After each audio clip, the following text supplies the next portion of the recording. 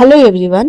ఈరోజు మన recipe summer special mango kesari. అదేనండి, మ్యాంగో గోధుమ రవ్వ హల్వా అండి. ఎంత బాగుంది కదా, చూస్తుంటే మౌత్ వాటరింగ్ కదా, అలానే ఉందండి. టేస్ట్ కూడా ఎంత టెంప్టింగ్గా ఉంది కదండి, చాలా బాగుందండి టేస్ట్. ఇంకా వేడి వేడిగా తింటే ఇంకా అమృతం అనుకోండి. ఇంకా లేట్ చేయకుండా వీడియోని అయితే లైక్ చేసి చూడడం స్టార్ట్ చేయండి. దీనికోసం నేనైతే ఇక్కడ బాగా పండిన 2 మ్యాంగోస్ తీసుకున్నానండి. ముందు మిక్సీ జార్ తీసుకొని దాంట్లోకి ఈ మ్యాంగో పల్పునంతా కూడా కట్ చేసి వేసుకున్నా. సో మీరు కూడా బాగా పండిన మామిడి పళ్ళు తీసుకోండి. పుల్లగా ఉండేవి తీసుకోకండి. తీయగా ఉండే మామిడి పళ్ళు తీసుకొని మొత్తం ఇలా ముక్కలుగా కట్ చేసుకొని ఆ పల్పుని అంతటిని కూడా మిక్సీ జార్లో వేసేసుకోండి. వేసుకొని మెత్తగా పేస్ట్ చేసుకోవాలండి. అయితే దాంట్లో ఎటువంటి షుగర్ కానీ ఏం వేసుకోకండి. ఓన్లీ మ్యాంగోనే ముక్కలు లేకుండా పేస్ట్ లాగా మెత్తగా చేసుకోవాలండి. సో ఇది మొదటి ప్రొసీజర్ అనమాట. సో ఇలా ముద్దగా చేసుకొని పేస్ట్ చేసుకొని పక్కన తీసి పెట్టుకోండి. తర్వాత స్టవ్ పైన ఒక ప్యాన్ పెట్టుకొని దాంట్లో 1 టేబుల్ స్పూన్ గీ వేసుకోండి. మీకు గీ తక్కువ అంటే తక్కువ వేసుకోండి, ఎక్కువ కావాలంటే కొంచెం ఎక్కువగానే వేసుకోండి.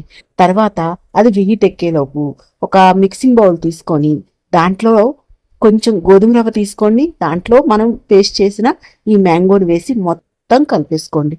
అంటే ఆ మ్యాంగో పేస్ట్ అంతా కూడా ఈ గోధుమ రవ్వలో కలిసిపోవాలన్నమాట. రెండు కలిసిపోయేటట్టు ఇలా చేసుకొని పక్కన తీసి పెట్టుకోండి. తర్వాత మనకి నెయ్యి కూడా వేడెక్కింది కదండి.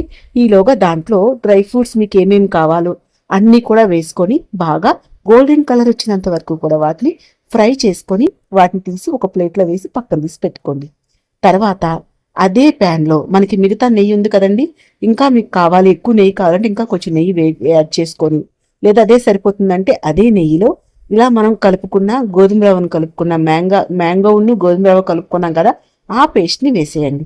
వేసేసి మొత్తం నెయ్యితో కలిసేటట్టు ఫ్లేమ్ని మీరు మీడియం ఫ్లేమ్లో పెట్టుకొని చేసుకోండి. ఇక్కడ నేనైతే ఇన్ఫ్రారెడ్ పై చేస్తున్నాను కాబట్టి, ఇండక్షన్ స్టవ్ పైన చేస్తున్నాను కాబట్టి అది ఆల్రెడీ వేడిగా ఉందని నేను స్టవ్ ఆఫ్ చేసేసి, అంటే అడుగు పట్టేస్తుంది కదా, స్టవ్ ఆఫ్ చేసేసి నేను చేస్తున్నానండి. మీరు గ్యాస్ స్టవ్ పైన చేసేటప్పుడు మీడియం ఫ్లేమ్లో పెట్టుకొని చేయండి, లేకపోతే అడుగు పట్టేస్తుందండి.